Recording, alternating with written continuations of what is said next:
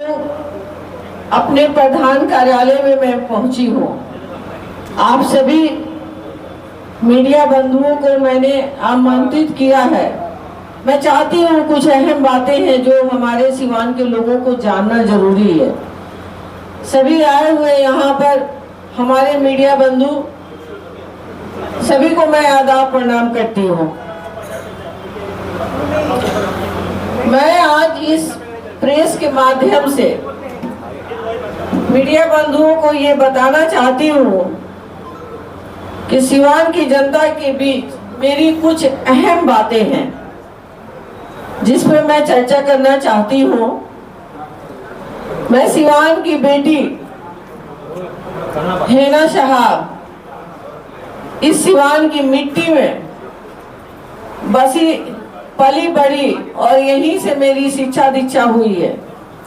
मैं एक संघर्ष वाली जिंदगी गुजारते हुए आप सबके सहयोग से इस मुकाम पर पहुंची हूँ। हमने कभी अपने जिंदगी में नहीं सोचा था कि मुझे पॉलिटिक्स में आना पड़ेगा। मैं एक हाउस वाइफ थी, मेरे शौहर पॉलिटिक्स में थे। कंटिन्यू उन्होंने 2 बार विधायक जीता, 4 बार एमपी जीता सिवान के लिए, सिर्फ और सिर्फ सिवान के लिए। उन्होंने कभी ये नहीं सोचा था कि मैं सिवान से अलग होकर कोई मंत्री संतरी बनकर बड़े ओहदे पर जाऊं। वो भी सिवान की मिट्टी से जुड़े हुए थे, मैं भी सिवान की मिट्टी से जुड़कर रहना चाहती हूँ। समय समय की बात होती है, आज वो हम लोगों के बीच नहीं है। हमने कंटिन्यू 3 चुनाव लड़ी। मेरी कुछ नॉलेज भी नहीं थी। मैं पहली बार जब मैं 2009 में निकली थी चुनाव के लिए, मैंने नामांकन किया तो मैं बिल्कुल एक आम सी जो औरत होती है मैं वही थी। धीरे धीरे सभी का सहयोग मिलता रहा, साथ मिलता रहा और मुझे जानकारी होती रही अपने जिला के बारे में। हमारे जिला के जंगल लोग में जब मैं जाती थी तो लोगों का दुख दर्द जो मैं देखती थी, मैं बहुत नजदीक से देखती रही और इसी बीच में चुनाव होते रहे और हम लोग हारते रहे। हारने से मैं कभी घबराई नहीं, क्योंकि हार जीत तो लगी रहती है।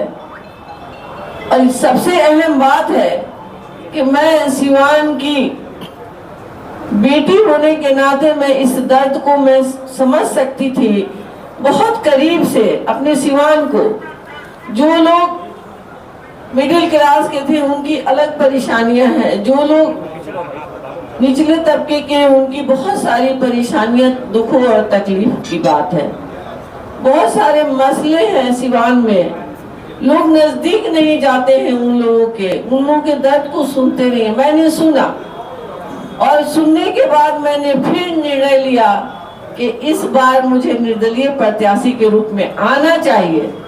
अगर मैं निर्दलीय बन के जाऊंगी जन जन तक तो मुझे हर समाज के लोग मुझे समझेंगे करीब से, और जो मेरी संघर्ष रही है कंटिन्यू मेरे परिवार की, हमारी, मेरे शौहर की, लोग बहुत नजदीक से जानेंगे और समझेंगे। यही सोचकर मैं इस चुनाव में आई हूँ। और जब मैं नामांकन किया तो पहला मेरा यही सोच था कि इस बार हम लोग नामांकन बहुत सिंपल तरीके से करेंगे, क्योंकि हमारे जो भाई बंधु और जो अभिभावक लोग होते हैं, बुजुर्ग लोग होते हैं, उन लोगों को बड़ी परेशानी होती है। हौसला तो बहुत होता है कि हम लोग इस बार नामांकन में जाएंगे और उनका पूरा सहयोग करेंगे, साथ देंगे। लेकिन मैंने सोचा इस कड़क धूप में लोग 3 से 4 घंटे लग जाते हैं प्रक्रिया में नामांकन के, तो उसमें लोगों की परेशानी होगी। उस परेशानी को मैं दिल से ली और मैं अकेले अपने समर्थकों के साथ मैं नामांकन की। ये मेरी पहली सोच थी और इसी सोच के साथ मैं सीवान जिला की मिट्टी से जुड़कर मैं सभी तबके के लोगों को आगे बढ़ाने के लिए मैं आई हूँ। आप सबको इसलिए मैंने निमंत्रण किया है, बुलाया है कि मेरे जो दिल में बात है आपके जन जन तक पहुंचाऊं। आज मेरे सर पे ना मेरे फादर का हाथ है, ना मेरे शौहर का है, ना मेरे ससुर का है। कोई बड़े गार्जियन मेरे सर पे नहीं है, लेकिन फिर भी आप सबके सहयोग से, आप सबका साथ, सबकी ताकत को देखते हुए मैं इस चुनाव में आई हूँ। मुझे उम्मीद है सिवान के जन जन तक मेरी आवाज जाएगी और हर कोई मुझे समझेगा और दिल से एक्सेप्ट करते हुए मेरा अपना जो चुनाव चिन्ह है टेम्पो 13 नंबर नामांकन, जो उसके जो ईवीएम के में नंबर आते हैं वो 13 नंबर है, उस पे अपना कीमती वोट ऑटो रिक्शा, उसे आम भाषा में टेम्पो कहते हैं और खास भाषा में ऑटो रिक्शा कहते हैं, उस पे अपना एक एक कीमती वोट देंगे। सभी हमारे बुजुर्गों से मेरी आशीर्वाद मिली है। मुझे आशीर्वाद के साथ साथ मुझे सभी ने आश्वासन भी दिया है कि आप सब आगे बढ़े, मैं आपके साथ हूँ, आप अकेली नहीं है, मैं सभी आपके साथ हैं। यही बात कहनी थी और अपने चुनाव चिन्ह को भी लॉन्च करना था। मैं सब मीडिया बंधु की आभारी हूँ। आप लोग सभी सहयोगी के रूप में मेरे भाई बंधु बच्चे की तरह से वर्क कर रहे हैं। बहुत बहुत धन्यवाद आप सबको यहाँ आने के लिए, बहुत बहुत शुक्रिया। सिवान की जनता आपको क्यों वोट दे? सिवान की जनता मुझे वोट इसलिए देगी कि मेरे शौहर ने बहुत जमीनी स्तर से जो काम किए हैं, जो उन्हें जो दिया गया, उन्हें सांसद बनाया गया, उन्हें विधायक बनाया गया था। शुरू में वो निर्दलीय प्रत्याशी के रूप में जीरादेई से उन्होंने अपना नामांकन करके चुनाव जीता और कंटिन्यू अपने जिंदगी में वो जीतते रहे। और मुझे परिस्थिति ऐसी बनी कि मुझे इस पॉलिटिकल में आना पड़ा और मेरी पहचान उनके काम है, मैं धर्म पत्नी हूँ, मैं उनकी वाइफ हूँ, इस नाते लोग मुझे जानते और पहचानते हैं। मैडम, सिवान की जनता जानना चाहती है कि हिना मैडम चुनाव जीतती है तो कहाँ जाएंगे? देखिए, मैं सबसे पहले मैं सिवान के लिए समर्पित हूँ। मैंने कहा है अंतिम सांस तक मैं सिवान की सेवा करती रहूंगी। तो मैं सिवान में हूँ और सिवान की जो हमारी जनता है, सभी हमारे बड़े और भाई बंधु, हमारे नौजवान बच्चे, जो हम लोग चुनाव जीतने के बाद जो उनकी सोच बनेगी, जैसी जरूरत महसूस होगी कि हमको सिवान को आगे बढ़ाने के लिए हमको क्या करना चाहिए, उसके बाद हम लोग सोचेंगे, समझेंगे, फिर आपको जवाब देंगे। मैडम, चुनाव जीतने के बाद आरजेडी के लिए क्या सोच रखती हैं? क्योंकि आरजेडी से रिश्ता खत्म हो चुका है। देखिए, मैंने कहा है, आप लोगों से कई बार कहा है कि जिस दल को हमने छोड़ दिया उस दल के बारे में दोबारा सोचने की जरूरत नहीं। हम लोग जो कहते हैं वही करते हैं। मैम, एक सवाल है। मैडम, आपने कहा कि 3 बार आरजेडी से चुनाव आप हार गई, तो निर्दलीय होकर के काफी अपने आप को मजबूत समझिए इस बार। देखिए, मैंने कहा था आप लोगों से कि जो सभी दल में अच्छाई और बुराई दोनों होती है और मैं इसकी शिकार हुई हूँ और मैं कंटिन्यू चुनाव हारी हूँ। तो मैंने सिवान के लिए सोचा, पहले भी मैं सिवान के लिए जानी जाती थी कि मैं सिवान की बेटी हूँ। इस नाते मैंने इस बार दिल से सोचा कि मैं इंडिपेंडेंट ही चुनाव लड़ूंगी। आरजेडी के टिकट पर 3 बार चुनाव हार गए, क्या वजह रहा आखिर? आप कह रही कि शिकार हो गए?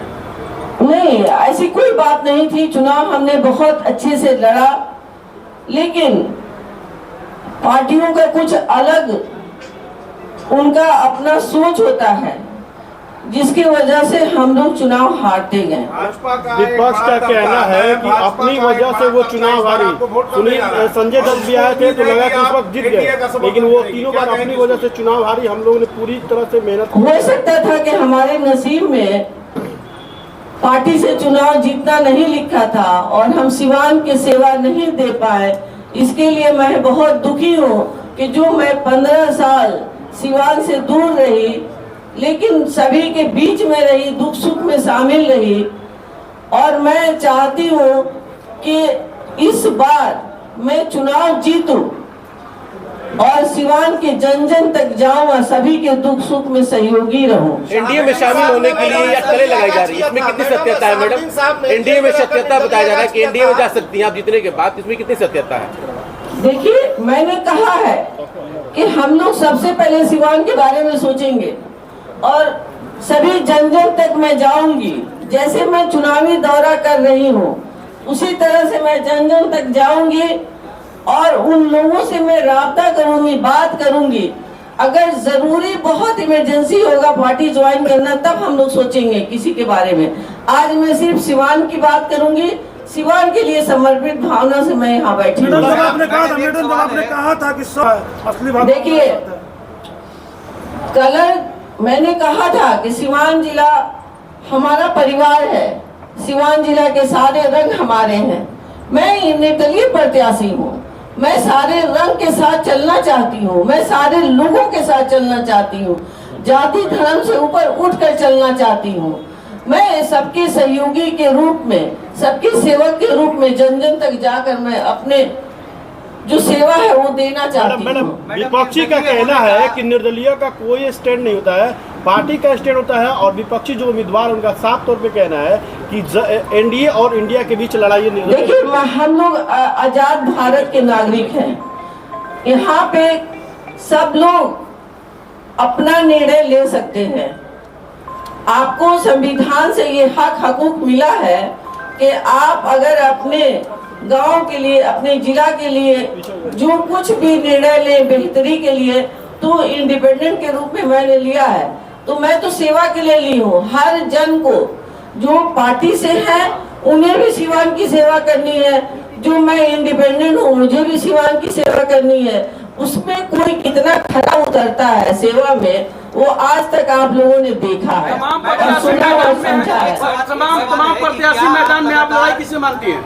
मैं किसी से अपनी लड़ाई नहीं मानती हूँ, मैं किसी से नहीं। मैं ये क्लियर कर देना चाहती हूँ सभी मीडिया बंधुओं को कि आज से ये शब्द यूज नहीं किया जाए, मेरी लड़ाई किसी से नहीं है। मैडम ये बताइए कि सांसद साहबुद्दीन साहब को लोग विकास पुरुष कहते थे और विरोधी वो सभी लोग कहते थे, मैं इस बात को मानती हूँ।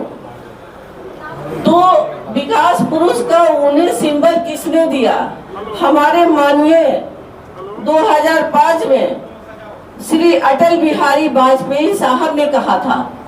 उन्होंने, उनके पास सर्वे आया था पूरे हमारे देश के, तो उसमें उन्होंने देखा 1 नंबर पे वो खुद थे, 2 नंबर पे आपके पूर्व सांसद डॉक्टर मोहम्मद शहाबुद्दीन मेरे शौहर थे।